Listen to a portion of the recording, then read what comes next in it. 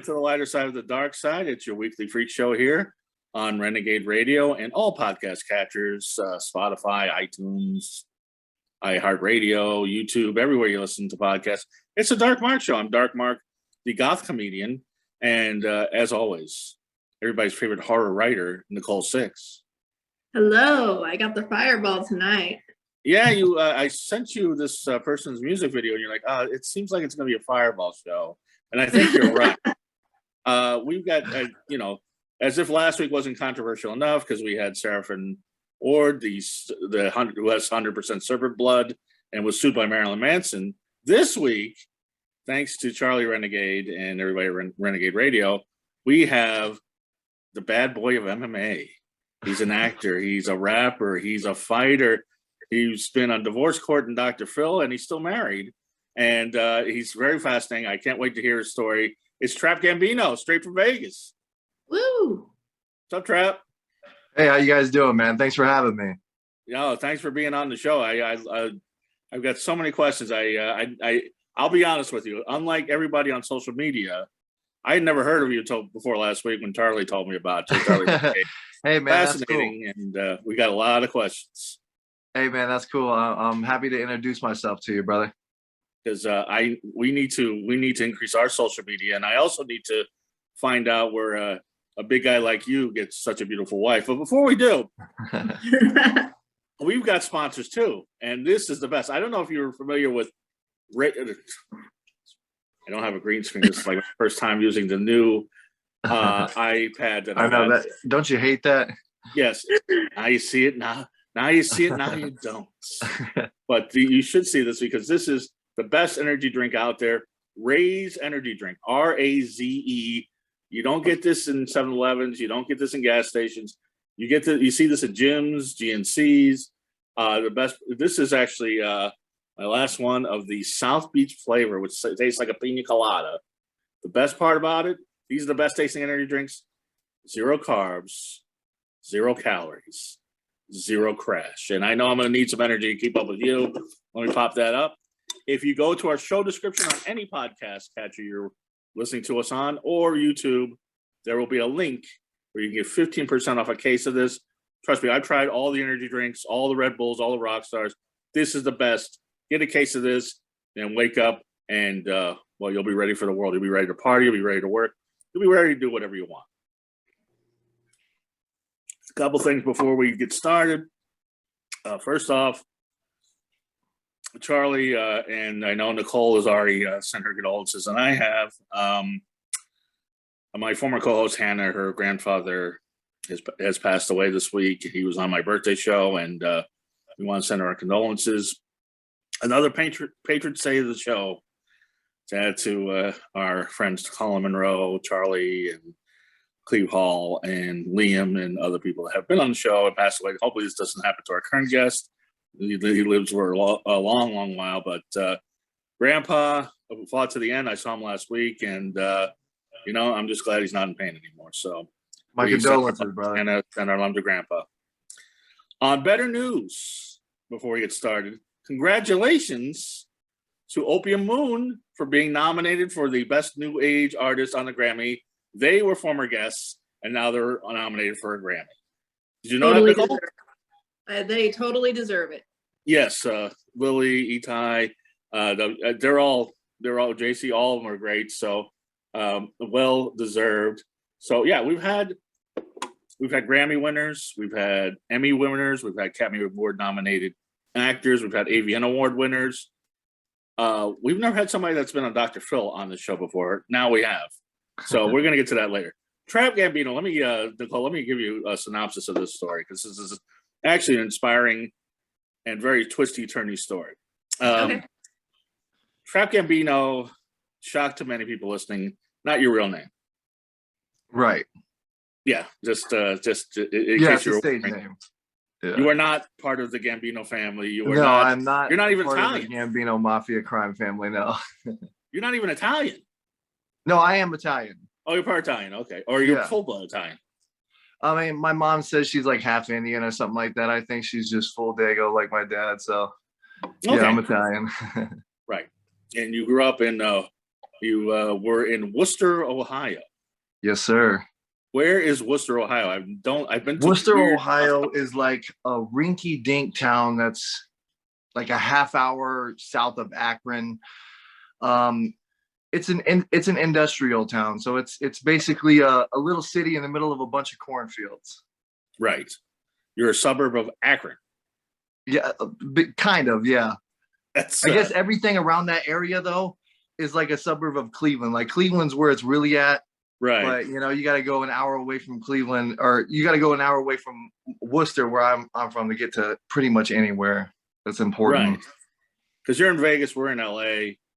Akron to us is like a hick town, and then you're like Yeah, a few steps down from that. yeah. My wife is actually from Akron. Okay. And that is the lovely Ashlee mob wife Gambino, who is also Yes, an sir. MMA fighter. Yes, sir. Although she's been busy, you know, having sex with you, having kids, so I don't think she hasn't fought in a while. Yeah, but- yeah. Those kids keep her busy, so I'm taking over for right now. But she'll be back. She'll be back in the cage, in the ring, all that. So. Oh, I That's look awesome. forward to it. That's really fucking cool. So Thank you. this begs the question now. Because who started MMA, her or you? Me. So Okay. I started out as a fan. Like I grew up a pro wrestling fan. I still am a pro wrestling fan. Not so much the shit that's on TV nowadays, but I grew up in the Attitude Era, so I was He's an talking Attitude shit Era already. guy. He's talking shit already. But I was a fan of Brock Lesnar when he first got into MMA. My brother called me. He was like, "Hey man, Brock Lesnar is about to fight a real fight." And I'm like, "No way, no man, he's gonna kill somebody," because you know I'm a mark. I don't know anything about UFC or MMA at the time. And then I go over there and I see everybody talking trash that Brock Lesnar is gonna get knocked out. He's a goofball. He's too big. He's too that. And then he goes in there and punches Heath Herring in the nose, and it does like a roll on the cage. And I'm just like, I'm hooked from then on, man. So I became an MMA fan, and ever since then, I started first training my wife, and then I started training myself. Okay, so technically, I guess she started first because you were training her. Yeah, I guess so. So she started first, but I was her coach. Right. So basically everything that she knew was through me, and the stuff that I didn't know, I would send her to people who did know what they're doing, and they would take care of her. And we were training like in our living room, non-sexually, but we were training like on a bed in the basement and stuff like that too. Jujitsu. Not trap, don't bullshit her. There was some sexual. Sometimes It might have helped. It might have helped some grip strength she has, but there was some mats in the living room that we would literally just you know, train what we seen on TV, and I would teach her like, I think this move would work for you, and then we would work really hard, and it ended up getting to the point where we took her to grappling tournaments. She started winning grappling tournaments against girls who were in like real gyms and had real coaches and stuff, and that's kind of where it all started. Does she have a signature move? She used to, before her knees were injured, she used to be really, really good at the rubber guard. So Okay. a rubber guard is it's like regular. I don't know if you know anything about jujitsu, but it's like if somebody's on top of you, you take your leg and you put it so far up, it's like you curl it like this behind their head, and they're trapped. So they call it missionary position, rubber guard. But yeah, she's super flexible, and she's good at tapping people out. Jujitsu is her strength. Right. So I've seen that. So like you get a triangle choke in that position with the legs and that type of Yeah, thing. yeah, absolutely. Yeah, big guys like me could never pull that off. Actually, funny you should say that because Amazon Eve, who is 6'8" and was an American Horror Story, did the triangle choke with her legs on me, and I had to tap out on the show. But that's neither here nor there. Anyway, so Nicole, I will tell you that Ashlee, who goes by Ashlee Mob Wife Gambino, she is in. I mean, yeah, she's in. I've seen. I was perusing her Facebook, and there's a picture of her, like, and she was in phenomenal shape at one time. I mean, her back was all ripped, and I've seen her in a couple of her fights where she beat guys up. I could see that. Yeah, she's a tough girl, man. She's like I feel like we're the yin and the yang, because I'm the not so serious showman type, and she's the like fuck the show. I'm just here to fight. She's really scrappy. She's a real fighter, man. Right. And so you guys were training in Ohio, and well, first off, the other thing too is that you were over 400 pounds. Yes, I was 465 pounds when I started training boxing, and Right. I just did it in my living room. It was basically at the same time I was coaching Ashlee. I was in my living room just hitting the bag. It started off with like 30 seconds. The next day I would do 45 seconds. I would just build up. And I got from 465 pounds to 380 pounds. And then when we moved to Vegas, I was out here training in big time gyms and stuff like that, but I wasn't losing weight. I was working really hard, but I wasn't losing weight. And then after the whole Dr. Phil show, I went vegan, and now the vegan diet has brought me down to 340, and I'm losing weight rapidly. And I mean, it's changed everything about me, mentally, physically, financially. Really? Veganism has definitely changed me. I would think being vegan would be more expensive. Not really, because, well, it depends on like your lifestyle. So for me, I never cooked. I'd always just ate out, Chipotle, Cane's chicken, all that stuff every other day. So, I mean, I don't even remember the last time I ordered fast food, to be honest. I cook every day. That's good. Yeah, I'm thinking of I'm thinking of becoming a vegan because my mother became vegan. She had a mild heart attack this year. She went vegan and dropped a lot of weight, and all of her vital signs are so much better. Oh, wow, congratulations. That's awesome. Our former co-host Hannah she has a podcast of her own, Vegans Uncensored, and she's been a vegan for years, and she's cajoled to it. And Nicole, are you still vegetarian, or did you eat? I'm a vegetarian, yeah.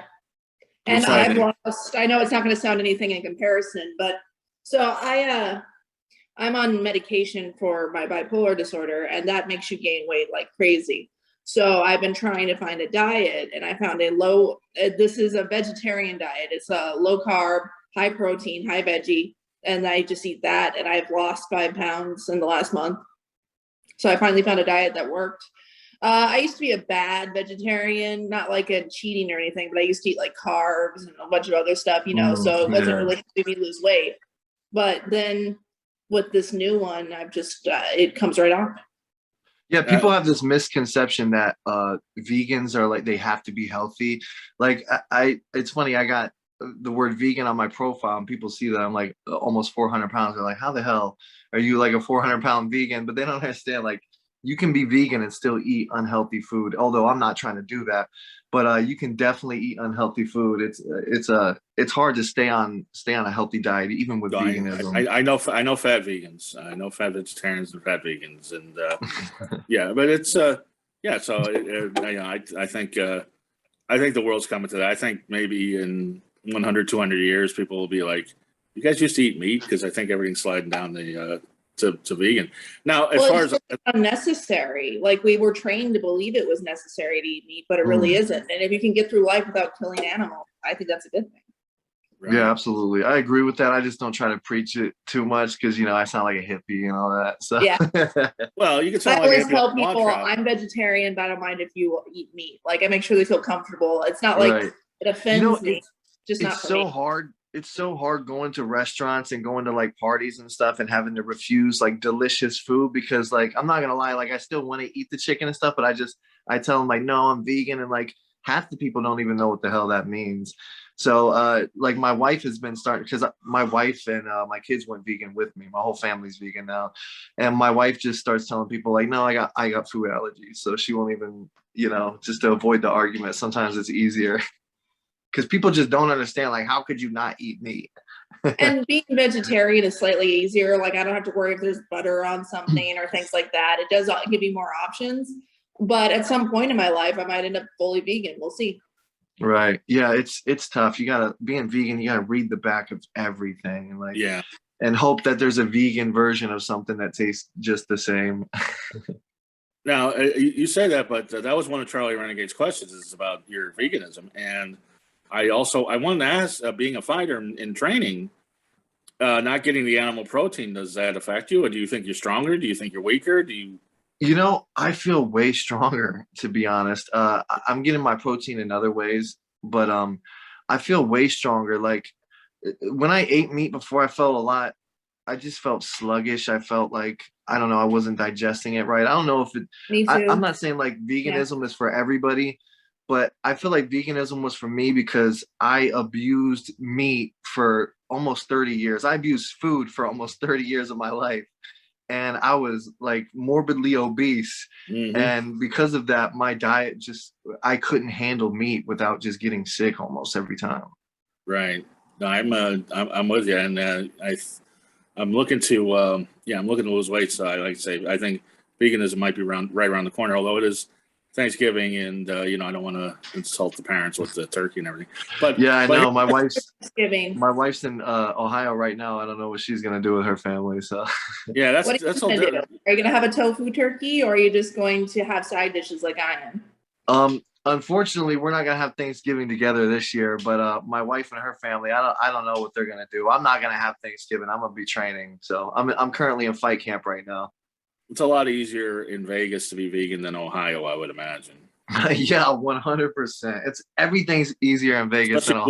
Worcester, Ohio. You got to drive by all the cows and everything else. Well, no, honestly, see, this is the weird thing. Worcester's like a city, but it's a tiny city and it's in the middle of a bunch of cows and, and farms and stuff like that. So you have to go outside of Worcester to see the cows and like the Amish and all that stuff. But it's a really weird city because a lot of people from Detroit moved over to Worcester like back in the early 90s because they thought it was like, a town ready to get, ready to Right. get made and that kind of I don't know, ghettoized the fucking city a little bit, man. And it's a really strange place. Interesting.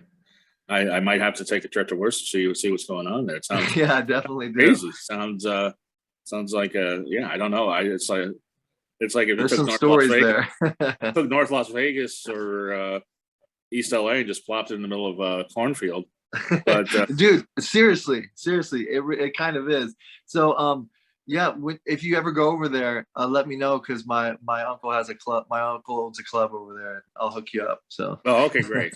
Well, this begs the question, and this is I kind of want to get into this because as Nicole knows, I sort of lost my mojo.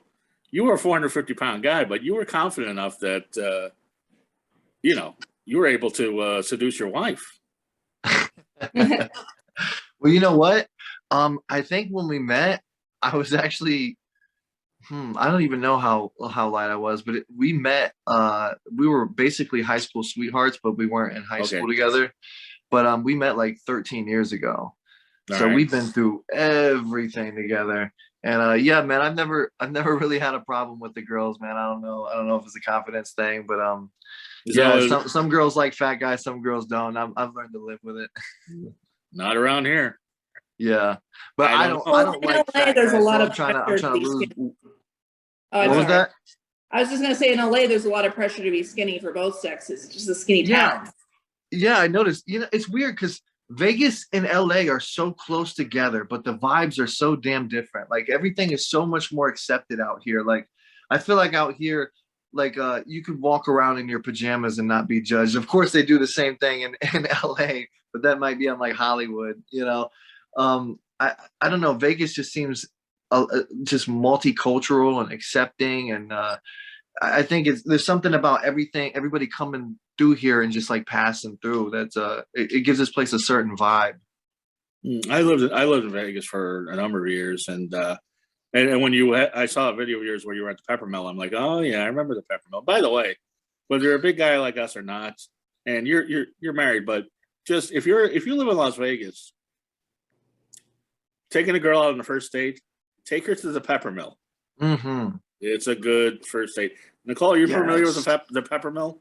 Yeah, our friend Matt Kuhn took me and Chris there when we were in Vegas together. The flaming jacuzzi. Did you get those seats?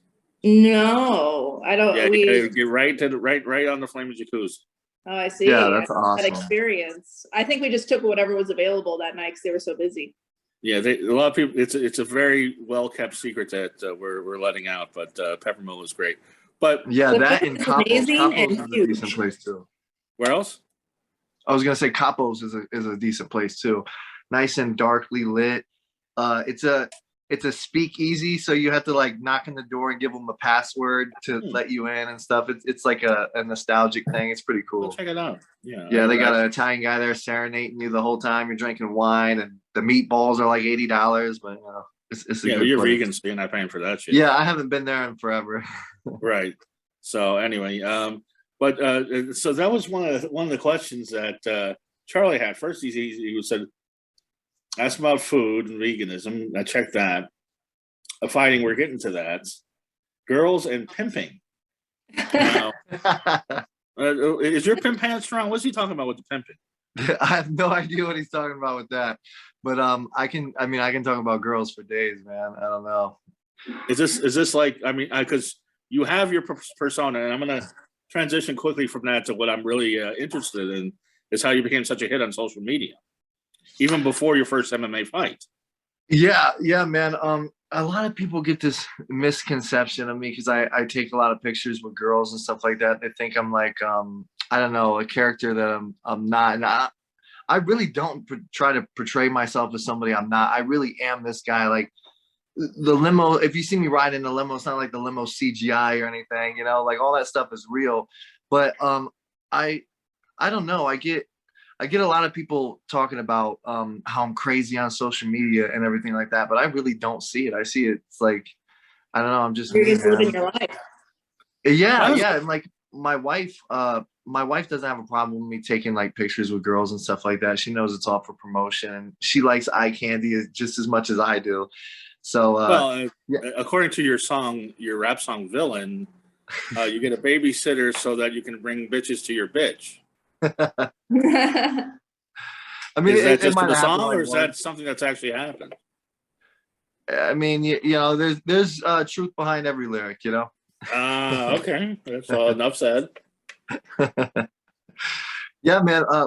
And when you were asking about social media, so if you really, really want to dig back into where it really started, no, I really do. I would say like 2014, 2004, 2003, and like MySpace days, back when you had to like write in HTMLs and all that stuff, and encrypt your own websites and put the graphs up and all that stuff. That was me on there promoting my music. It all started with music. And I would have girls on there posting like "I love trap" on their boobs and stuff. Fan signs from back in the day.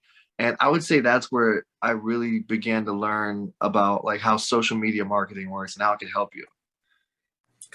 Well, please educate me, because I think I'm still in those days and I'm still doing that. How did you? I mean, as things have evolved and you're, you become a big influencer in an Instagram, Snapchat, TikTok. We'll get to your OnlyFans, your wife's OnlyFans in a second, but you're in a TikTok world, or what's the next thing? I don't even know, but the next thing is the metaverse for sure, and not just the Facebook metaverse, because I feel like Facebook kind of just took that name to like, now that when somebody thinks metaverse, they think fucking Facebook, which is actually not what the metaverse is. But I feel like the metaverse is probably the future, which is like another world aligned with our world, but it's augmented. I can never say that fucking augmented. word. Augmented. There you go. And like people are already buying real estate in this reality. Like Tesla's already buying property. You got our arcades and bars and everything that's already being set up into this metaverse. And I have a feeling that might be the future, because the real estate is going for a lot. And like, if you can buy a little block of real estate in the metaverse and say, make it like a virtual bar, to where, you don't want to go to a bar in your house, but you want to go, or you don't want to go to a bar out of your house. You want to go to a bar in your house, but you can only order drinks from, an app or something if you go to a certain bar in the metaverse. Like, I feel like that's how it's going to start working. I feel like the metaverse is definitely the future. Really? It's gonna be like The Sims now? I think there's gonna be like Ready Player One or something like that.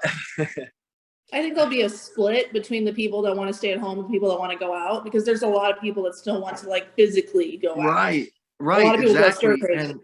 you know, the craziest thing about this is, like, every time I talk about this to somebody, like if I'm in a room with like 10 people, like 3 of them actually get like super offended about this idea because of that exact thing that you said. Like people feel like this is like taking away their lives, taking away like realism. Like, why do you want to do that when we can just do it for real, stuff like that. And I kind of agree with that, but unfortunately, I do feel like it's the way. I feel like our world is heading towards like Ready Player One type stuff. I don't know if you've seen that movie, but it's like, Yeah. or the Free Guy. You know, I don't know if you've seen that. That's a new one. But Right. yeah, All in the world. Yeah. yeah, Well, I think the absolutely. digital empire is definitely growing, but it's still the same concept as like gamers and people that are into augmented reality or VR. It's there will still be people who want to go out. Like I can't Yeah, spend all my apartment, and I'm a writer, and that's an introverted thing to do. But I get right. tired to go out and have a drink in the real world. I want to go meet a bartender. I want to go meet people. Yeah, People exactly. still want to go out. Those Yeah, are the I'm the people that are on same social way. media. Those are the ones that become big followers, and they're the ones that are, engaging with trap. You Well, know, there's I feel different like, types of people on social media. There's the people that want to go out and take pictures doing things like travel and bars and foodies and stuff like that. Then there's the other ones who just are on social media to follow other people. They want to see what right. the other Yeah. people are. See, yeah, to her point, I feel like she's definitely right. Like there's 2 different types of people. Like there's people like us who, like, you know, we're in Vegas and, you know, we can go out and we can meet friends, or you're in LA, we can go out and meet friends and hang out. But you know, some of us are like Bob in fucking like Wilburg, Wisconsin, and Right. like we don't have shit. We can't even get off the couch because we're too lazy and disgusting to have confidence to go out. But we can be like, you know, Bob the superhero in the metaverse and pretend to be somebody that we're not. And I have a feeling a lot of people are going to take that route. I agree with that. And also, let's say someone like Britney Spears or Paris Hilton bought a bar in the metaverse. Her fans are going to go to that because her fans are already following. Yes. I'm actually working on, so I'm not working on it, but I'm working on developing a character for a video game in a metaverse. It's labeled after Magic, the video game. And I wish I had the fucking name for you right now because I could promote it, but I don't. I literally just signed this deal with this guy, but I'm about to be a character in the metaverse. So that's going to be pretty cool. That's great. So how did you accumulate this big social media following? You got the MySpace thing, and then everything transferred over to Facebook, and you just, is it just following and talking shit about MMA fighters, or I mean, how did this happen? No, definitely not. So you know, as crazy as it sounds, I would say destiny, man. I would say that it was meant to be. The first like big, like kind of big thing I ever did was I started off being a sponsor for for female MMA fighters, and a lot of people don't know about this, but I run a brand called Made, and we sell like clothes, and you know, it's more like a lifestyle brand.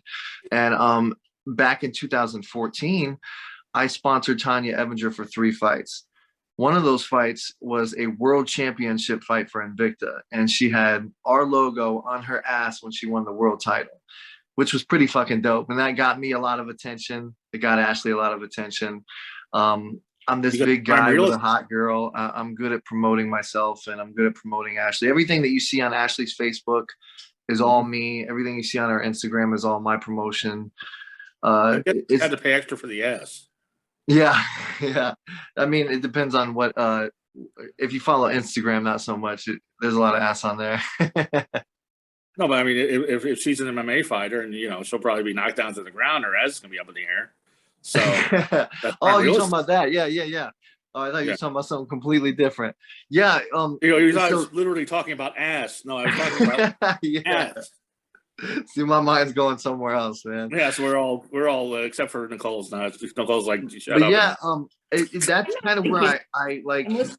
I don't want to say I like injected myself in the MMA world, but if some people consider me a poison, so that's when the poison injected itself into the MMA world when I got my chance to sponsor really, really top level fighters, and ever since then I started just, you know, accumulating, like, you know, I got, because of the sponsors, I got fans from her fans, And then I started using that to like post my own videos of my own training. And then I would get Ashlee some fans. And then it just all just kind of spiraled out of control, really, until I got a bunch of trolls on social. Well, not really a bunch. It's probably like 3 guys with like a bunch of fake profiles. But Right. I got these trolls on social media, and they definitely helped promote me, like probably more than any PR team ever could. They got me on Dr. Phil. Yeah, So we're going to talk about that in just a second, but yeah, Nicole. those guys helped a Yeah. lot when it comes to my Oh, following. thank you, troll. We're going to talk about the trolls, Dr. Phil, your fights, everything else. But before we do, there's another sponsor. It's a Renegade sponsor, and tell. I'm sure you know about it, Trap, but tell the rest of the audience about Renegade Kush and Renegade CBD. Yeah, so Renegade is the shit, man. I love Renegade. They're sponsoring me for this fight, actually. So I can make this an announcement on the show. I'm fighting January 22nd, and that's for RizeFC Fighting Championship. And I'll be representing Renegade. So Renegade will be on my fight shorts and on my banner. Renegade's super loyal as a brand, and I love those guys. So, I mean, they got me on the show. So shout out to them big time, man. Shout out to Renegade. How much to put the dark marching on your ass? I don't know. I might do it for free. Well, it'll be my face on your ass. Anyway, Nicole. I like the logo. The logo is pretty dope, actually. I appreciate it. Nicole, you've been using the CBD bath salts, and those are great, right? They are. And if you're thinking about Christmas presents, the chocolates are delicious, and they also come in sugar-free form. So you finally got the chocolates? No, I haven't got the white chocolate yet. I'm still waiting on that. Hopefully it'll be a white Christmas. My wife's got to try those bath salts. Oh, they're great. The bath bombs are amazing. She's big in it, though. She's had 2 knee surgeries, so she needs some bath salts. That's exactly what they're made for, because they help relieve pain and inflammation by soaking in them. So go to renegadekush.com and renegadecbd.com and medicate yourself this Christmas. By the way, Santa Claus is confirmed. He's coming on in a few weeks. So, yay! Are we doing it in the studio or on Zoom? We're doing it in the studio. I've got good, because then we can have spankings. Well, we're definitely having spankings. Anyway, that's a little preview. So here's where I get to do my Dr. Phil impression, because you had all these trolls were now. Here's the thing. Now, I was watching the Dr. Phil thing again today, and you're like, and you're training, you're building up a social media base. So obviously promotions are interested in you to put seats, and you've got an online following, and most fighters, whether they're skilled or not, do not. So, not UFC, but the minor league promotions, I don't say minor league, but smaller promotions want a name like yours. And, especially your first fight would be, people would be very curious. So you're like, oh, all these promotions are, what was the exact thing you said? They were, I need bug spray to keep these you need promoters bug spray off to keep of them me. off. And Dr. Phil's like, you need bug spray to keep them off? Meanwhile, he approached you. So you didn't do the bug spray on Dr. Phil. He wanted you on the show. That was a great impression, by the way. But more to that's come. true, man. His producers approached me because of the trolling and stuff like that. So how did they hear about it? And I have no idea. I think it was just, it might be the trolls. They write into like everybody about me, man. I'm on random Reddit websites, random sites that I've never even been on, that have they'll take videos and texts and stuff out of context. They'll straight up make up fake profiles and everything about me, man. It's pretty crazy. But to be honest, I've learned to live with it and love it, because they promoted me more than anything else that I've ever done. I mean, this is, I don't know how. They try to ruin my life, and they do the complete opposite. No, not the trolls. Now, that's the thing. I trust me. I was looking for the last troll that sent a comment on one of the YouTube things, but they was just, I forget what it was, but it was they were like, you suck, you suck, you ask stupid questions, blah blah blah blah blah. I'm like, thanks for listening. I mean, thanks for watching. That's all you can do. Yeah, exactly. I would rather somebody say, you know what, you suck, and I'm sure there's going to be plenty of people that do that after this show, rather than they didn't see it. Right. Yeah, it's a weird thing, man. Like, I've learned that there's there's people that'll just like go on there just to be negative no matter what. And then there's people like the people that I have on my side are, I don't know if they're a little darker, man, because they really take time to like go and create profiles and create scenarios and shit that don't exist, and manipulate friends and fans of mine and some family. It's crazy. Yeah. They really go out of their way to like. Nicole's had some experience with that. I've never had anybody create a fake profile. I was just thinking, I recently found out someone tried to sue me over something I said in an email that I sent to another person. That's crazy, man. That's And that shit. People have so much time on their hands. Also, I think there was a misconception I have more money than I do. Yeah, that's another thing that the Dr. Phil show tried to tell me, that I was portraying that I'm rich or something that I'm not. And it's funny because he actually showed a picture up on the screen, a picture of me like in cornrows or something like that, and he was like, "You're portraying that you're rich, but you're not. You're just struggling like everybody else." And literally, the caption of the picture said, "I'm still in the hood, but one day I'll be out the hood, but I'll be hood forever," or something like that. In other words, like admitting that I'm in the hood. You know what I mean? And I've never told anybody that I'm rich or that I got a lot of money, because I don't. I'm broke as fuck, and everybody knows that. My lifestyle isn't as glamorous as yours, but I get invited to a lot of cool parties because people just exactly. like it. It has nothing to do with the money. It's Right. People want me there. Yeah, if they only knew how many of those photo shoots that I had to Uber to, you know what I mean? Like, these people don't know, man. Though, I did see the Peppermill thing when you were like on your way to the Lingerie Fighting Championships, which we'll talk about in a second. You did pull out a nice, crisp wad of $1 bills. $1, 100. Yeah, that's just like, you know, it's $100 as $100 in dollar bills. So it wasn't what I like, thought, yeah. So you got $100 that's just strip club thing. Yeah, and that was like, I mean, still, that's like half rent back then. You know what I mean? Like, so, oh shit. Sorry, I got a call. That's okay. No, so yeah, the whole Dr. Phil experience now. So he doesn't pay you, although he flew you to LA, put you up in a hotel, I'm sure, and then. But we definitely took advantage of the hotel amenities.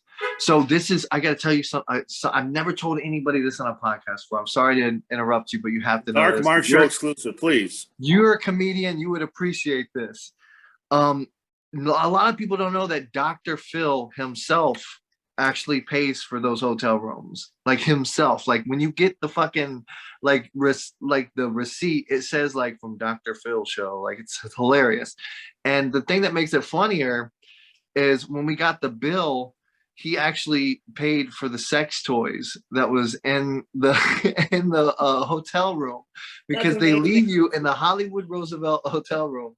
They leave you with like a box, and if you open the box, there's like a vibrator, a fucking condom, and so of course we go ham. You know what I'm saying? We're in Hollywood. It's Dr. Phil, so he ended up paying for that experience. Dr. Phil bought your sex toys. Well, that's yeah. That's better than making $500 or whatever. Yeah. Yeah, exactly. Right. He's such a weirdo. He probably gets off on that. It's fucking hilarious, man. I was wondering. I was like, who? I'm sure the producers laughed when they saw that. I'm sure you're not the only one to take advantage of that. Right. Probably Cash Masai. How about that? Probably took advantage of that. And she was 14. Yeah, it was quite the experience. They didn't pay you well, but they treated didn't pay you at all, as far as I know. But you did get. They paid you in vibrators apparently. And yeah, exactly. They paid you in amenities, butt plugs, and like all sorts of things. Yeah, and like you know, like daily per diems and stuff like that. So you were on at a weird time. Because it was during the pandemic, so there's no audience in there. They had an audience on. I wish there was. Wall. First, I'm sitting there like, how I can understand going to LA, like, oh, I want to see the Dr. Phil show in person. How pathetic you have to be sitting in your room watching Dr. Phil virtually, just on the off chance he might actually say hi to you. Yeah, they sell them on the fact that they're you know, super fans will be chosen to be the audience. So they don't pay them. They just sell them on the fact. So fun fact, I used to be really deep into acting in 2019. And background work is something that I did a lot of. And I was an audience member for a couple game shows and TV shows and stuff like that. And they actually pay those guys. And No, I did that in Vegas for Who Wants to Be a Millionaire. Oh, okay. So you already know they tell you Yeah. to clap and all that shit, and your hands hurt after 8 hours. No, a temp agency hooked me up with that. I just needed some temp agency? Yeah. A temp That's agency fucking hooked me up with Who crazy. Is Wants to that Be a how LA Millionaire. works? No, this was in Vegas. I lived in Vegas at the time. Oh, that's fucking This was crazy. like 2017. And the funniest thing about it is there were a couple people there were like 9 people they had to fire. Because either they were sleeping or they were on their phone or they were mugging for the camera. Yeah. And it was like, I was sitting next to this dude, and like 2 hours later, he's like, "You think we're going to get a break?" I'm like, "A break from what? We're watching a fucking TV show." And like, yeah, and it, like, but seriously, they were like, they were yelling at some people and kicking them out because they were. Yeah, when you do that work, so I've done real acting work too, and I've done work like that. But when you do that kind of acting work, that's like when they throw you in there with like some people that aren't really actors, and a lot of them are just like there just to, you know, get money. Some of them are fucking homeless, man. I swear to God, a lot of these random the people in the audience are like, I hate audience work. I did Catch 21 here in Vegas. Oh shit, I did Catch 21 here in Vegas with fucking Carlton, you know, off of Fresh Prince. Oh yeah. And that was fun, man. I did that for like 8 weeks. And yeah, so Dr. Phil now, you've said on other podcasts, and I know it to be true, that they edited a lot of stuff out. Oh yeah. Did they edit all the good stuff out? Because I gotta be honest, and it's not your fault, but like, it was you. First off, you were not yourself on the show, right? So what did they edit out? So they edited out pretty much everything good that he said, and a lot of great points that I made. Like he said a lot of good things that like defended me. He was like, well, your haters say this and that, and that's obviously not true, so why do you do this and that? But they took out the that's obviously not true part, you know. And like we went into deep explanation to explain like how Ashlee and me are good parents, and how Ashlee's not a meth head, but they'll say this shit. Like there was a point where he looked at her and the audience laughed, and he was like, well, you obviously don't look like a meth head. And the audience, ha ha ha ha ha, you know, they cut that all out. And yeah, the audience didn't laugh once. Yeah, one of the things that they really bothered me is I don't even know if you knew Ashlee was like 9 months pregnant during that show. You could tell that she was pregnant, not 9 months pregnant. But yeah, but she was, or maybe she was like 7 months or something. She was about to pop. She was really up there. But they basically cut out like everything that had to do with her stomach. Like they made sure not to show her stomach a lot in the show.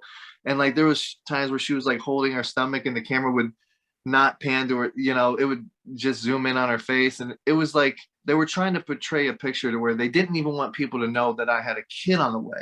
Because if they even know I had a kid on the way, even that would have a little bit more sympathy for me. Like there's such a, you know, they were really manipulative. And the whole part where he said I was delusional, I didn't catch this until after the show, but I remember it. So they call you a million times in the build up to the show just to interrogate you and to build a portfolio and profile. And so they asked me like, what's the one word that the trolls tell you that bothers you the most? And of course I was like, delusional. That word bothers me. I don't understand that fucking word. Why do they call me delusional? I'm not fucking delusional. So like the show was going really well for us. Dr. Phil, me, we're vibing. They cut to a commercial break. Somebody comes up and they talks to them. I don't hear what the fuck they're saying. They leave. Cameras come back on. Dr. Phil looks at me. He says, "You're delusional." And I was like, that is so tacky. I was like, okay, so the show was going too good. Now you got to try to fucking vibe me up. Like, I feel like the show was just going too well for me. And he tried to like poke me to like get me to go. And they took out everything that I said to like combat the fact that I was delusional. Yeah, it's crazy. A lot of poking, and you didn't say much back. And I mean, it just showed me like shaking my head yes, like 8 times. It was like the same clip. It was fucked up, man. I would have done like Crispin Glover and just went up to him and like just to see him flinch. But I told my homie like I should have definitely like tackled somebody or something just to make some good television. Cause or like say, look, let me demonstrate the MMA for you, how good I am. And yeah, I feel like that show was boring because they cut out all the good shit. To be honest, it was boring and kind of confusing because like he was like, you're lying about this, but you're not lying about this. But this is real, but it's not real. You're a piece of shit, but you're a good guy. All right, have a nice day. You ain't gonna accept help. Like, well, it doesn't make any sense. First, I was boring because Dr. Phil's boring and the show sucks. But and he for some reason, what help did you need? So this is so the guy who like made fun of me for being too heavy to do push-ups on the show was the guy who was supposed to help me I guess assess my life or something like that coach. Because life coach. He was supposed to coach my life. So after the show, I told him, I was like, I'd rather have, like, I want anybody but that fucking guy. Like, anybody but that fucking guy. And they was like, okay, cool. Call us after you guys get home. So I called him because I wanted to keep following up with this. You know, I got my foot in the door, so I want to get a follow-up show. I'm trying to get all the clout I can possibly get from this, you know? So I called him like 20 fucking times. And by the time I finally got through, they were like, look, Coach Mike is the guy who runs the life coaching business, who works for Dr. Phil. And he says that he doesn't want to work with you. So they're not going to work with you. So they're not going to help you. So I wanted help. They just refused. And then they put the show out and said I refused to help, which is not true. But what happened off camera with you guys? Because on camera, it didn't seem like there was that big. I mean, it didn't seem like he was that big an asshole on camera. But I mean, other than like him trying to fat shame me on camera, I don't like that fucking guy. Like when we left off camera. The push-up thing? Is that what it was? Do what? The push-ups thing?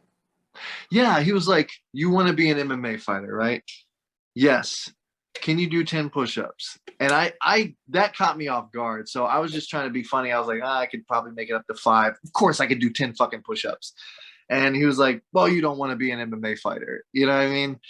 And that I don't like, who the fuck does that? You know what I mean? Well, here's the other thing too. How about Dr. Phil does 10 fucking push-ups? Dr. Phil came out with a weight loss book. He's fucking fat. Take it from 2 fat guys. He's fat.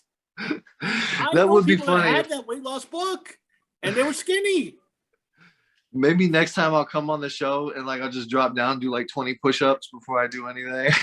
And I love his little like he was trying to be hip too. Like I forget what he said when who are these trolls, man? Who are these people that are dogging you out, man? Like, dude, give me a break. Yeah, he made it seem like I'm lying about everything I'm saying. And I showed him that I'm clearly fucking not. Like these promoters, I swear on anything. Promoters hit me up at least every other fucking day from different fucking amateur organizations, some professional organizations. I believe you. They think I'm professional. And like just all over, they want me to fight. To get your first fight, I would imagine they would, absolutely. Yeah, and I mean, I've had my first fight already. I don't know if you know I know that, we're gonna talk about that, but yeah, obviously but like not UFC or even after that, like even like big companies like bare knuckle boxing have tried to book me, and like, but of course, some of them want to build me, some of them want to feed me, most of them want to feed me, but I got with a company that wants to build me, and that's why I'm with them now. Yeah. So, I guess the big thing was there was one thing that they discussed on the show where you said about a one-arm fighter that he could be doing the Dr. Phil voice. You said about somebody they could be the number 1 contender, and I got kicked out of a gym. Yeah. Well, not kicked out of a gym. It got me kicked off of a fight team. Yeah. And ironically, I'm training with like most of the people that was also kicked out of the fight team, and that guy has moved. The main coach has moved to another state, and he's been exposed a while ago. So I'm not even worried about that anymore. So fuck Nick Newell. I can say that straight up now. All right. Fuck Nick Noel. I don't know him, but I will say, one of my best friends is a comedian who has one arm, and he has tons of nub and nubber jokes. Yeah. I did the one arm fighter really take that much offense to it? You know what he did, but there's a reason he did, is because me and him have a personal beef, and that's why I was hoping it would stay as Right. between me and him, because he's a grown ass man. If he's gonna say, so this is what happened. My wife used to box people out on Fremont Street, and yeah, she used to straight up just like go on Fremont Street. She was a registered street performer, so it wasn't just she was a random out there. And she would have her time slot 2 hours at a time, and she would hold gloves up and say, "Tip me to spar me," and she would make $300 in 2 hours on an average. And it was crazy, man. We were making good money there for a while. And so Nick Newell, say that again. Men or women? Always men. No women ever did it for some reason. No women ever did it. I don't know why. I think some women did it just to like pose and stuff like that, but I just think they knew it would like get personal or something. But it was always men. But she got like legit UFC fighters and stuff to come up to her. Like Dana White came up to her. Nick Diaz came up to her. Mm-hmm. And one of the not a UFC fighter, but an MMA fighter came up to her was Nick Newell. She didn't know he was an MMA fighter, and he was like, "Hey, I'll put on the gloves and spar with you." And she was like, like, no offense, but you're I don't want to spar anybody who's handicapped.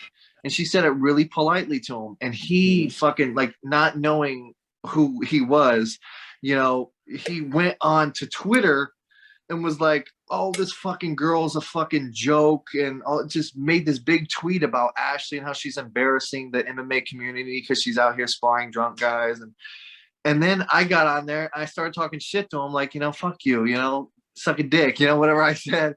And then he went back at me and was talking about how I got titties. So I was like, hey, at least I can wear a bra, like, yeah. And then it just went to like titty jokes, nub jokes, titty jokes, nub jokes. And then it got to the point where I was like, I seen a post of his that he made it to Bellator, which is a big league. Congratulations, Nick Newell. And I said that he could be the number one contender, which might or might not have been a spelling error. And I got kicked off the team for that. Oh, so that makes more sense. So see, this is the stuff that Dr. Phil did not clarify. So there was legitimate beef. It wasn't like a for sure. I was beefing over him talking shit about my wife. Right. So. By the way, my friend Joe was a big wrestling star, and he said that having half an arm was an advantage because it's less to grab onto. Dude, yeah, you know what? I kind of feel the same, man. Like, I kind of feel like, so let's be real. Like, anybody who does anything fucking athletic with one arm, that's amazing, dude. And like, congratulations to everything that Nick Newell has ever accomplished outside of who he is as a person. What he's accomplished, I have nothing but respect for. But yeah, man, I do feel like you got a couple advantages that, like, I can't arm bar him from the left side and shit. You know what I'm saying? Right. Yeah. So yeah, he took a guy, tried to do an ankle pick on him, and didn't have enough arm. But no, but I mean, anybody who steps in the cage, you got to have respect for. Now, before I talk about your experience in the cage and your upcoming experiences in cage, that's not the only guy. I did, because you do talk shit. Yeah, of course. Of course, it's part of the game, man. I realize you went on Dr. Phil for the exposure, and you're not sitting here crying, even though it made you seem like it. You're not sitting around crying because somebody, made a joke about your back fat or whatever else I've seen online. You're like, okay, whatever, fuck you, and that's it. But yeah, I've been working on that, by the way. So I've been doing some lats and all that. I think they'll be impressed with my back titties the next fight. I look forward to it. Well, because you wore a shirt. They'll be back. They're going from back titties to back pecs. Right. Well, your wife definitely has pecs, so you got to work out with her. But you wore a shirt your first fight. Are you going to take it off for the second fight? I think so. Yeah, I think that shirt inhibited me in a lot of ways, to be honest. Yeah. Well, because I remember, I'm old enough. When I was a kid, I used to watch like Hoist Gracie with my dad and stuff, and he used to wear gi, and he would win, but it's like they're like, oh, you shouldn't wear clothes, something you can grab onto. But yeah, especially not a rash guard, which is kind of made to like make you a little hotter. You know what I mean? Like, right. I don't know. I probably should have went shirtless in there. It was just a confidence issue. You know, being a fat guy, I don't want to go shirtless anywhere. I go shirtless in the pool and sauna, so I don't know why I didn't go shirtless in the fight. You see a lot of flying titties in still photos of the fight. So that's the issue with that one. There's thousands of people watching. Yeah, well, fuck those people. I'm working on myself. I know that I'm in a body right now that's so temporary that I don't really care, man, because I know that one day I'm gonna look like a fucking, I'm gonna be jacked, and I'm really working on it, man. I'm getting my gorilla shape sooner than later. Oh, I'll leave that one alone. But I did see, I was looking on YouTube. One thing I did see is they said Trap Gambino racist rants. And apparently there was a guy, Asian guy, that talked shit about you. I didn't really see what he was said about you, but you went at him, and part of it was a little, I'm not going to do it here, but you had a little bit of an Asian accent in the middle of the video. I don't think that's a racist rant. It's just you didn't like this guy. Yeah. First of all, fuck that guy. Second of all, they said I was doing the Asian slant eyes and stuff like that. No, I was just high as fuck, and that's it. I wasn't doing Asian slant eyes. I was just high, and so they actually thought you were slanting your eyes on purpose, but you were just high. Yeah, dude. They posted this video on Reddit. They also posted videos of me like, a bunch of different stuff that I'm racist against black people. That that I'm a predator or some weird. They make up all kinds of fucking weird shit, man. Say that again. There's a rumor that you were corresponding with a 14-year-old, and that's not true. I haven't heard this one. No, I don't know if it was 14, but there was you and an underage girl were online chatting. Oh, the dick pics, right? The dick pics. I'm sorry. Yeah, yeah, that's definitely. So first of all, the dick pics. I'm sorry. I didn't mean to. I'm not confident enough to send my wife dick pics, much less a 14-year-old girl on the internet. I have 2 daughters of my own, and whoever. Newborn son, your dick works. That's just that's a disgusting thing to even put on anybody. You can call me fat, call me stupid. You can say I suck, all that stuff, but anything you're fat, you're stupid, and you suck. Yeah, but when it comes to like my kids, or like I'm a pedophile or some weird fucking out the fucking blue shit just to fucking hurt somebody's life and reputation, that's where I have a problem. That's where it's like, guys, come on, do you have anything better to do? You know what I mean? So possibly somebody saying they were you sent a dick pic to this girl. I don't even think it's that, because I haven't even seen fake screenshots of that. So I think it's just literally just somebody just talking shit, to be honest. All right. Well, after the show, I'll be online looking up Trap Gambino's dick and see what I can find. But before that, now I'm sure it'll be a short list. It works. You got 3 kids. You just gave birth. Your wife just gave birth to a son. So that's man. I have my first son. So 31, 3 kids. You're a very fertile man. Yeah, I guess so. I gotta keep it on lock for a while, man. yeah. It's you might want to tie it in a knot, but I will say now we're getting to this. Now the whole thing, when you were on Dr. Phil, at that point you had not had a professional MMA fight. You had not had any MMA. I mean, you sparred in the gym. Now there were some fights that you pulled out of, or that things happened. Now what? I know there was somebody you chased to Atlanta and he didn't want to fight. You pulled out of a fight. I mean, what happened? Why did it take so long for you to get your first fight? Yeah, so with the Marquise incident, so I was supposed to fight this guy named Marquise, and it was during COVID, and COVID literally like stopped 2 camps in a row. Right. And so then the fight was like postponed forever. And then when we finally got to fight, the fucking guy who kicked me off the team, right before he kicked me off the team, pulled me out of that fight just because I did shitty in a grappling competition. I'm not a grappler. I like to put people down with my fucking hands. So I knew I was going to do that in that fight. I knew that I'm just going into this grappling competition because I suck at grappling and I want some grappling experience before I get in the cage. Right. So I did the grappling tournament. I didn't do horrible. I just Mhm. didn't win. You know what I mean? I showed some skill in there. I just didn't win. And because I didn't win, and because I guess he just didn't want to look bad if I lost or something, he told me either you're going to be off the team or you're going to be out the fight. So if you respect me as a coach, I'm going to pull you out the fight and I'm going to let people know on social media that it's my choice. So he did that. He let people on social media know that it wasn't me who pulled out the fight. It was him who pulled me out the fight. And still, of course, the trolls are going to say I pulled out the fight. But yeah, he kind of took that fight from me, man. And I really regret listening to him because like a month later, I was kicked off the team. And then you went to Atlanta to chase after this guy. And No. So this is a hilarious. I've never said this on anything else before. So it was just perfect timing. That was around the same time where I got the film Divorce Court. My opponent happened to live in Atlanta. Oh, so they filmed Divorce Court in Atlanta? Yes. So the Tyler Perry Studios, the Fox Studios. Oh, okay, great. So I didn't say shit about Divorce Court. All I said was, hey, I'm going down to Atlanta. It was the perfect promotion, man. It was just perfect timing and everything. So I posted videos of me in Atlanta, like, where you at, Marquise? Where you at? It was fucking hilarious. It had him so riled up. And it was intentional because I thought I knew that we was going to fight eventually. So I felt like this is going to get into his head a lot. And I posted videos of me like walking around Atlanta, like, where you at, Marquise, looking under like fucking trash cans and shit. And it was fucking hilarious. It was like a whole segments of things. And it was perfect timing because that was exactly the time I filmed Divorce Court.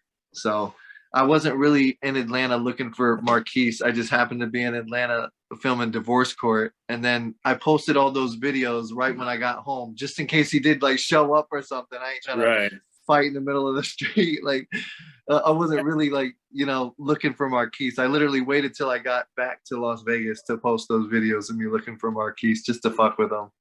And unless people think otherwise, Divorce Court was just a way for you guys to make money. You're not it's actually more than that. It's a scripted TV show, and they hire actors, and we're actors. So it wasn't just like we're just out there looking for clout and money or anything like that. It was a good opportunity to promote our careers and make a little bit. It wasn't a lot of money. It was $1,000. Yeah. So it was enough for us to have a little vacation. It wasn't a bad deal. And the way that we portrayed ourselves on the show, it made both of us look really, really well. And we planned that all out before we went down there. Like, we're gonna have issues that aren't real issues, you know what I mean? So the show went really well for us. The producers treated us well. They edited the show excellent. It was a total opposite experience of Dr. Phil. Right. Yeah, because the whole Dr. Phil, you're delusional. Yeah, you got to achieve something before you start hyping yourself up. He's wrong, because we look at Muhammad Ali. People before he fought Sonny Liston, people are like, he's just a big mouth, and then he becomes the greatest fighter of all time. Well, you know what's fucked up though? Like, you gotta have swagger. You gotta have something that people can root for or against. The fucked up thing is Dr. Phil didn't pull up all the shit that I did do to get where I was, though. You know what I mean? Like, he didn't pull up the fact that I was a coach. I was an LFC judge. I don't know if that has anything to do with it. That's a Lingerie Fighting Championship. I mean, that's a little bit. That's kind of an MMA credential. You know what I mean? I sparred in some of the biggest, best gyms in Las Vegas with some of the best fighters out here. With Bellator and UFC fighters. Yeah, man. And I've trained with Dewey Cooper and One Kick Nick and all these other guys. Like, I'm not saying like I'm beating any of them up or anything like that, but I'm out here working, man. You're with top class fighters. You're sparring with them. Now, the Lingerie Fighting I was. Yeah, I do have a question on that, because I watched that video on YouTube, and I got to be honest with you. You're better looking facing somebody than somebody taking a picture of the back of your head. So I kept like trying to look for their lingerie models, and your head was in the way. But yeah, that was lingerie that models camera attacked guy. you. I don't work with that camera guy anymore, by the way. But what was the question? One of the lingerie fighters attacked you. Oh yeah, man. So yeah, that girl's crazy. I don't know. Jennifer. Was I that don't know fake? her. Was that real? It was a little bit of both, to be honest. Me and her have some beef that I don't know if LFC could ever explore. To be honest, it goes pretty Unless deep. they put you in lingerie. Yeah, then they might be able to do it. But I think they were just trying to play off some real. They were trying to shoot. You know, it was a little bit of a shoot. I don't know if you know pro wrestling terms. Yeah. But it was a little bit of some shoot action, and there's definitely some realistic tendencies behind that. But that's a whole different story I can't even get into right now. Okay. Well, you've given us enough dark martial exclusives. So now, so you end up fighting for RizeFC. Yes. Now, why RizeFC?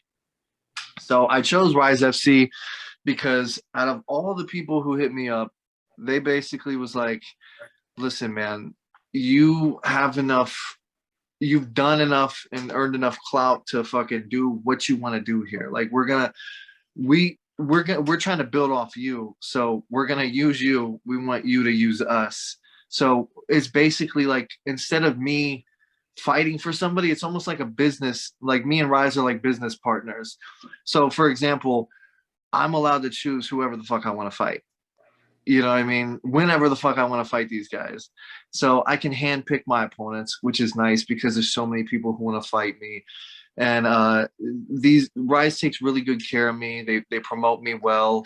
They don't want to feed me. They put me high on the card. For my debut amateur MMA fight, I was the co-main event above people who've been fighting for so much longer than I have. And I probably didn't deserve that, but they gave it. Well, you were the headliner of the show. Now, you say it's amateur. Didn't you get paid? So I can't. No. No, but I will say this. I got I can say I got sponsored, and I can say So it's that. like the Yeah. So technically, it's illegal for promoters to pay amateur fighters, which is, I think, is stupid. But in my opinion, I feel like nobody in this world should get in a cage and fight somebody else for free. It's risking so much in there. So I'll say I wouldn't do it for nothing. But technically, no, Rise Fighting Championship did not pay me any money for that fight. Okay. But they paid you for commentary on other fights and other things, right? No, I never commentated for them yet. Okay. So who was the guy that you fought? Arthur, I call him Slug, but his name is Arthur Slug, so I'm calling him Arthur Slug because he's really slow. Well, because I saw the fight, and I've seen two fights. There was one fight that I don't know what it was. Some guy hit you in the dick or something.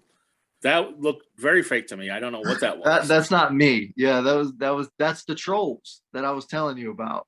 Oh, really? So that's some guy saying that he's you. Yes, they like hired a guy. And it was totally fake. Yeah, it was weird, man. I don't know what that makes sense. Okay, that makes sense. Well, but it was like some pro wrestling weird shit. It was like a fake Trap Gambino. It was pretty funny though. I honestly wish that all my trolls would put that much effort into trolling me because that was fucking hilarious, man. If you're gonna troll Trap Gambino, be creative. Yeah, dude, that was a good one, wasn't it? They actually put some production quality into it. But yeah, that definitely wasn't me. I've only been in one fight, and that was with RizeFC. So I watched the fight, and if I'm not mistaken, so I'm watching the fight, and this other guy, there's one round, he's hitting you, but you know he's not hurting you. You're laughing at all his punches. Yeah. You're landing a couple kicks, a couple punches, but to be honest, he probably outlanded you, and probably you would give him the round, except right before the bell, you knocked him right on his ass. Yeah, I would. You know what's funny? That might have been even a 10-8 round because of how non-aggressive I was until that knockdown, and then it was a 10-9 in my favor. But even the announcers and RizeFC, please invest in some audio equipment because these announcers were screaming at the microphone. making it snag. They're like, come on, we want some action. It was like one guy and two girls, they were just screaming in the mic, like, I know, we want man, some action, you know. Dude, the production quality definitely needs to step their game up. And for also, props to them, this last fight that I watched, their camera quality is a lot better, so that's cool. Oh, good. And please try to hide the basket in the gym that you're doing the fights at. That doesn't obviously a high school gym. So you knocked the guy flat on his ass. It's like, okay, you know, you basically landed the only real punch of the round. You know, I give it to you 10-9 if I have to be honest. So I'm like, okay, so he's gonna come out and probably, you know, hit him a couple more times and he's done. And obviously you had a weight advantage over the guy. It just, you know, and then you quit. You had man. Say that again. The last part. Knee injury. Is that what happened?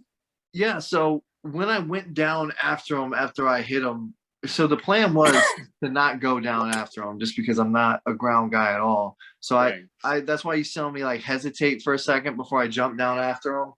So when I jumped down after him, I landed right on my fucking knee, and I didn't feel anything when I landed on it.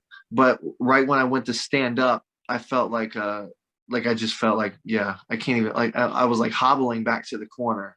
I was like, fuck, man. And yeah, and like, honestly, I probably should have and could have came out in the second round and just beat his ass with one leg. He really didn't have anything. I was giving him way too much respect.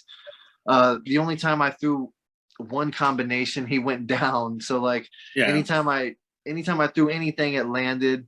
I just felt like, I don't know, I scared myself because as soon as I sat down, as soon as I thought about my knee, all the visions of my wife having those 2 knee surgeries on both her knees just went through my head. Mm-hmm. And I was just thinking about her like crying, trying to walk up the stairs, and the 8 months of fucking rehab it took her. And like, literally, at that moment, I didn't even want to fight anymore. All I wanted to do was cry about my knee, because I was like, fuck, man, I'm going to have to go through everything that she just went through. And it freaked me the fuck out. And I was like, I want out of here. I'm good. I'm done. My knee's done. I'm good. I want out. And they were just like, all right, knee injury. Cool. We're done. He wins the fight. And, you know, I'll give that to him. I kind of freaked myself out, and I should have went in there and continued to fight, and I didn't. And I got to live with that. Well, you were very honest on another podcast, and that you said that you were nervous because it was your first real fight. And everybody, I feel like everybody's nervous, to be honest, but and like that's not why I didn't come out. Yeah, I mean, he hit you a bunch of times, but nothing hurt. I mean, and you hit him once and bam. Yeah, it wasn't or maybe like it did hurt you. I don't know. Yeah, I wasn't nervous for him. I was nervous for everything else but him. I was nervous for the fucking like wearing my shirt, stupid shit. Like I fucking spray tan 2 days before I went out there. So I'm literally in the fight, sweating spray tan. Like I'm not even kidding. It's like clogging my pores. I'm fucking like it was a horrible situation mentally, but I was thinking about everything but him. I was fearing everything but him. And I feel like it should have been the other way around. I should have had not fear for him, but respect for him, because then I wouldn't have been like so avoiding the fight so much. I would have just been there, punched him in the face, and won the fight. I could have, if I just went in there and just let my hands go for literally 15 seconds, that fight would have been over, in my opinion. But we'll never know. Well, that's the thing. You have this Trap Gambino's first fight to live up to, and honestly, the results are inconclusive. I mean, it's a little weird. It's almost like they got a taste, but not the whole dish. You know? Yeah, I mean, he was beating you to the punch most of the fight, and then the one real shot you landed, he was out. And if you did the ground and pound, but you did it wrong and you hurt your knee, so it doesn't. Is the knee's better now? I assume. Yeah, the knee's 100% now. Now it feels great. Now I have to ask, because after the fight, he said that you offered him $1,000 to play the fight. Yeah. So my wife is convinced that somebody is like pretending to be me and texting him that. I'm convinced that he's just saying that just to talk shit. So I don't know. Either he really believes that, or he's just saying that to talk shit. But I don't know. Yeah, I definitely didn't know. He won. What's he got to talk shit about? It's like, okay. Yeah, I mean, it's you know what's weird? I You went proved to to be the shake. better I don't. fighter. Yeah, you can't really see this after the fight, but I went to shake his hand. Like afterwards, when they were bringing me out of the cage, I went to shake his hand, and he just basically said "fuck you." And then in the back, I was in the back, like literally crying over my knee because I thought like I was going to go through surgery and all this shit. And I feel him like come up behind me, like kind of rubbing my shoulder, like it's all right, you know, kind of thing. Mhm. And we started talking, and we were all cool and shit. And I had no idea that he said that on the mic outside. If I knew that, we wouldn't have been cool backstage. But like he said all that on the microphone, and then came backstage and acted like everything was cool. So I don't know. That's the weird thing about being, I guess, like I'm definitely not famous, but being popular on social media, because a lot of these people just act so fucking weird. Whether they're you think they're your friends, or they're the people you're fighting, they care about things that you don't care about. Um, I've lost coaches over it. I recently just had to like deal with I lost a coach because I fucked up and let a fan in as a coach. So it's been crazy, man. Social media ruins a lot of Well, people in this weird brings us ways. full circle because there's the meta trap and the real trap. And I think, Nicole, I think I need to have a meta dark mark because I really need the trolls and I really need the social media traffic. I think that's what it is. I'll start talking shit about other comedians and goth people. And see what I don't happens. do that though. Like that's the thing. Like I don't feel like I'm somebody different on social media, and I definitely don't talk shit about other fighters I'm without gonna start making fun of people with one arm and yeah. Asians and all this shit. But Yeah. I yeah, feel like and there's the rap video, by the way, the rap video for Villain, I recommend. I haven't seen that much slow motion twerking since Jerry Springer went off the air. That was. Have your daughters seen that video? they have, yeah, they have. And how old are they? 6, and the other one hasn't really. She doesn't really watch music videos, but the Okay. 6-year-old, I definitely explained to her, you know, why daddy does the things he does and stuff like that. Like she's seen like the Lingerie Fighting Championship vlogs and stuff, and I'll explain to her like they're fighting in lingerie because people think it's funny, you know, it's haha, it's like it's different. So it's how like do you wrestling explain to her that there's a woman in a thong twerking in slow motion with a gun right behind your head? Ironically, she knows she could explain to you what it is. She knows it's promotion and all that stuff. She's really, really smart, man. I love it. She'll watch scary movies with me because she knows I'm an actor too, and she's seen movies where I literally like murdered Ashlee, because Ashlee's been a background, you know, in some movies that I've been in stuff, and she knows about the fake blood and all that stuff, and she's really smart, man. She's a really smart 6-year-old. Well, that's great. I mean, it's you got quite a family there. You're in Vegas. You know, next time I'm in Vegas, I'm gonna look you up. We'll hang out. We'll have a couple drinks. Definitely, man. We have to. We'll have some Renegade Kush. We'll definitely hang out. But have some tell us vegan again food. about your next fight, your upcoming fight, and everything you got going on. Promote and just show me how it's done. Show me how to get people to go to your social media. Well, if you guys like knockouts, definitely check out my fight on Rise Fighting Championship. Check out the pay-per-view January 22nd. And if you like being knocked out, check out Renegade CBD, some of the best CBD out there. These guys have my back. I got their back. And thank you guys for having me on the show. I really appreciate it. If you want to give me a follow on my social media, it's at Trap Gambino X. There's an X at the end of it because there's a lot of fake ones with, you know, all that other stuff. So yeah, Trap Gambino X on Instagram with the 16,000 followers. That's the real one. Hopefully it'll be like 50,000 one day, and hopefully one of you guys will be on there. So thank you for having me on. Who's this bitch you're fighting in January? Say that again.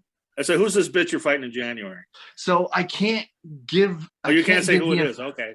Yeah. So, but I do say it on my OnlyFans. That's one of the one of the keys to getting people to go to my OnlyFans is I do let that information on my OnlyFans. Thank you for reminding me because I almost closed the show. Nicole, not only does Trap's lovely wife Ashlee have an OnlyFans, but Trap has an OnlyFans. Who is the audience for your OnlyFans? I'm assuming gay men, but I don't know. No. So right now there's like only 8 subscribers.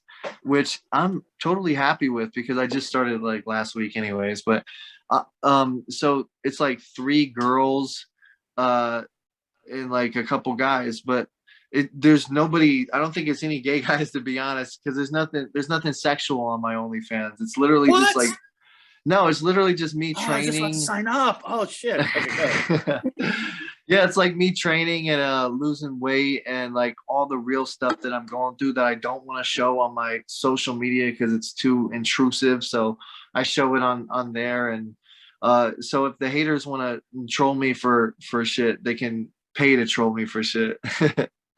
and I'm sure there'll be plenty that will go to OnlyFans, look up Trap Gambino. I'm sure.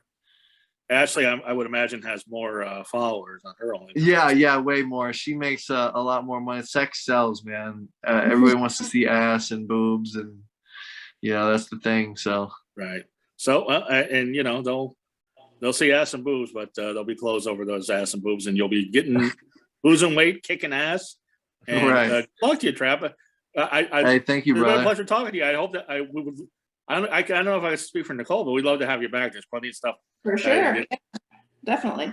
I would love to be back on, man. Hopefully I'll be back with a good knockout for you guys. Yeah, well, yeah, we'll see what happens in the next fight. So if you win, we'll have you back on. If you lose, fuck you. Anyway, Nicole, Nicole, tell everybody how they get a hold of you. I'm at Nicole6Books on Instagram and Nicole H6 on Facebook. And then you can also read my articles that I write about Renegade Kush and Renegade CBD and all the parties in Los Angeles at renegaderadio.com. Well, maybe you'll go to Vegas and do a party blog about you and Trap and Ashlee hanging out. Hey, let's do it. Well, I'll go to Peppermill. We'll sit by the flaming jacuzzi. And yeah, let's do it, man.